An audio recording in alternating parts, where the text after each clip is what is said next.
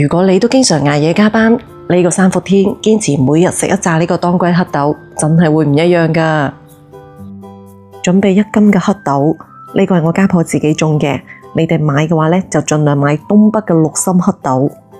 用凍嘅純淨水提前浸泡佢6個鐘，浸好嘅黑豆連埋啲水一齊倒入個砂煲度。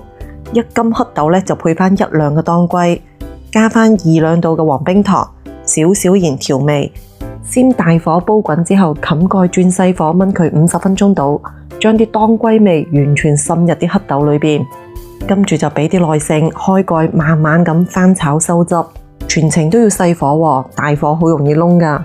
將啲汁水完全收乾之後，你可以轉個大啲嘅鑊，持續咁樣翻炒，但係就非常之攰。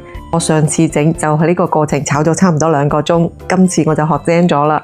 炒到冇水分之後呢，放喺太陽底下曬佢2日到，水氣完全曬乾之後，黑豆表面會有一層白霜嘅，呢個時候就可以裝入密實罐度啦。因為整起身真係好嘥時間㗎，所以我揾到呢種開袋即食嘅，佢仲要係獨立嘅細包裝，好方便。喜順呢，佢哋係專門做深中式食養嘅，完全係照足老祖宗嘅千年配方，用嘅係東北嘅綠心黑豆，仲要搭配超過15%嘅文苑無分流嘅當歸，溫和得嚟有益又唔熱氣喎。